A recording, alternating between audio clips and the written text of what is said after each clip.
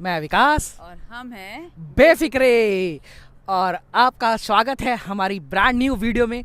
और इस वीडियो में हम लोग आपसे डिस्कस करने वाले एक इम्पॉर्टेंट टॉपिक जो आप लोग हमसे काफ़ी बार पूछ चुके हैं। और जब भी आप ट्रैवल करते हैं, जब भी आप लोगों का इस टाइप का क्वेश्चन आता है, तो हमने सोचा कि एक डेडिकेटेड वीडियो बनाई जाए इसके ऊपर, जिससे कि जितने भी आपके डाउट है इस टॉपिक से रिलेटेड उसे क्लियर किया जाए।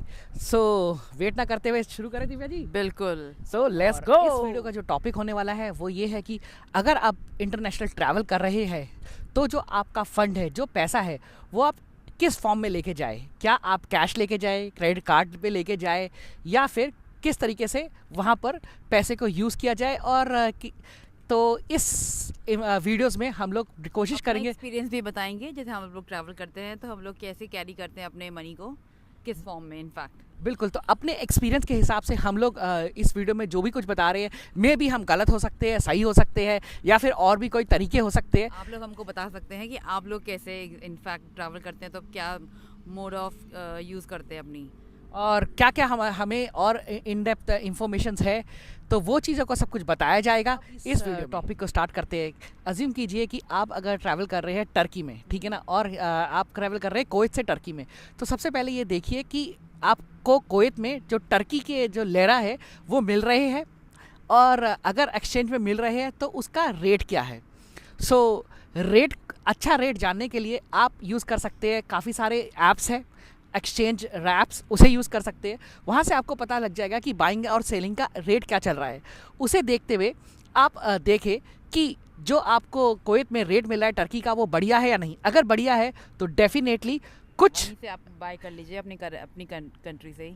हाँ, अपनी कंट्री से ही आप बाय कर लीजिए अगर आपको वहाँ पे रेट मिल रहा है। बट सारे पैसे आप कन्वर्ट मत कराइए टर्की करेंसी में। अज्यूम करते हैं कि सेकंड केस में ऐसा है कि जिस कंट्री में आप जा रहे हैं उसकी करेंसी आपकी कंट्री में नहीं मिल रही है, तो आपको देखना है कि which is a second best currency जो वहाँ पर आराम से कन्वर्ट हो जाए। तो हमारे एक्सपीरियंस से हमने ये देखा है कि US dollar and euros are the best currency travelling के लिए, जो आराम से किसी भी कंट्री में आप उसको कन्वर्ट करवा सकते हैं और अच्छा रेट मिल जाता है। सो नेक्स्ट ऑप्शन के लिए है कि आप अपनी कंट्री से आप USD डॉलर्स ले लें या फिर यूरो ले लें, और लेके आप जिस कंट्री में जा रहे हैं अपनी उस कंट्री में जाए और उसको फिर एक्सचेंज करा लें।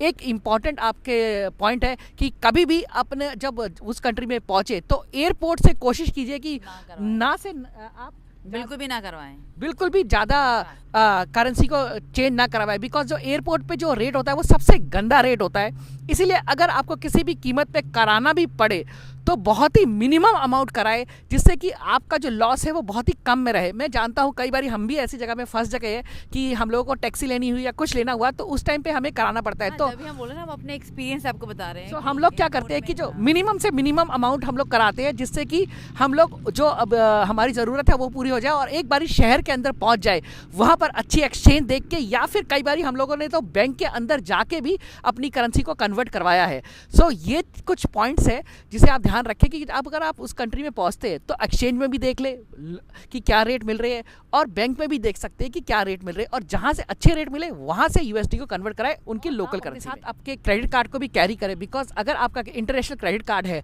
सो आप अपनी पेमेंट क्रेडिट कार्ड से भी कर सकते हैं। तो ये भी एक आपके अच्छी फैसिलिटीज़ बन जाती है। और आज का जैसा देखा गया है कि कंट्रीज़ में जितने भी शॉप्स है और रेस्टोरेंट्स हैं वो क्रेडिट कार्ड जल्दी लोग एक्सेप्ट कर लेते हैं, तो हम लोगों को इतना ज़्यादा कैश लेके जाने की ज़रूरत नहीं है। और वहाँ पर आप लोग क्या कर सकते हैं, अपना कार्ड को यूज़ कर सकते हैं। तो जो कैश होगा आपको वो लिमिटेड ले जाना पड़ेगा। तो आप इस तरीके से प्लानिंग कीजिए कि आपका जो अमाउंट है उसको दो हिस्सों में डिवाइड कर लीजिए। कुछ जो आप फंड रखिए वो आपको या तो USD में या लोकल करेंसी में रखिए, और कुछ आप क्रेडिट कार्ड में डालिए, जिससे बेनिफिट क्या होगा, स्प्लिट हो जाएगा। और जहाँ पर आपका क्रेडिट कार्ड चलता है वहाँ पर आप अपना क्रेडिट कार्ड चलाइए, और जहाँ पर आपका कैश चलता है वहाँ पर कैश चलाइए। तो इससे क्या होगा, जो कैश की जो आपको ले जाना है वो कम रहेगा। और एक चीज़ ये भी ध्यान रखिए, आप जिस कंट्री में जा रहे हैं, जब आप क्रेडिट कार्ड की कार्ड अपना स्वैप करते हैं, वहाँ ऑप्शन आती है लोकल करेंसी या इन योर करेंसी। तो हमेशा लोकल करेंसी में पे करें, अपनी करेंसी में पे मत कीजिए। अगर आप अपनी करेंसी में पे करते हैं तो आपको जो एक्सचेंज रेट और बाकी सर्विसेज के काफ़ी अच्छे अमाउंट देने पड़ेंगे।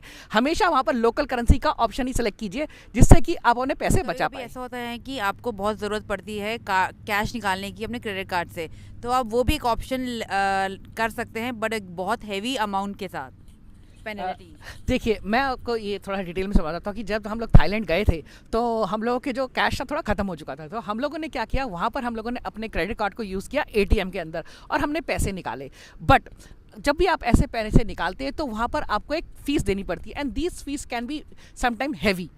और वहाँ पर हम लोगों को हर एक ट्रांजैक्शन पर हम लोगों को फ़ीस लगी, जो एक्स्ट्रा फ़ीस लगी, और उसके बाद हमारे को हमारी पेमेंट मिली। तो मैं ये कोशिश आप लोगों को, हम लोग जो ज़्यादा करते हैं अवॉइड करते हैं एटीएम से कैश निकालना, क्योंकि कई बार क्या होता है सरचार्ज भी लग जाता है, सर्विस चार्ज भी लग जाता है वहाँ पर। तो कई बार ये देखा गया कि and it's very from country to country and this bank to bank. कुछ बैंक जो है किसी कंट्री में कम पैसा चार्ज करते हैं और किसी कंट्री में कोई बैंक कोई ज़्यादा चार्ज करता है। तो ये चीज़ का भी ध्यान रखें। कोशिश कीजिए कि कैश ना निकालें अपने क्रेडिट कार्ड से।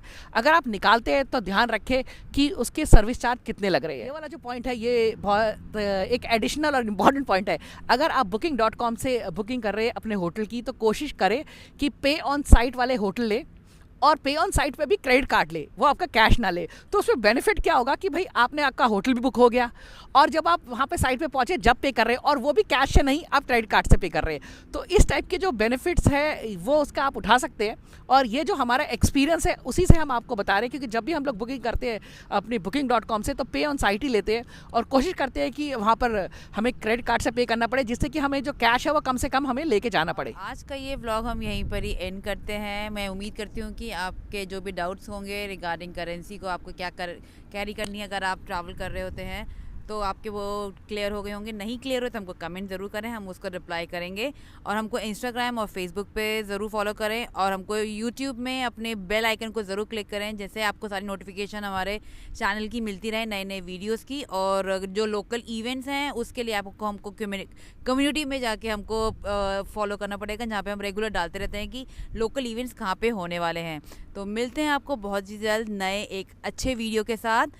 बाय बाय, टेक केयर, ध्यान रखें अपना सब।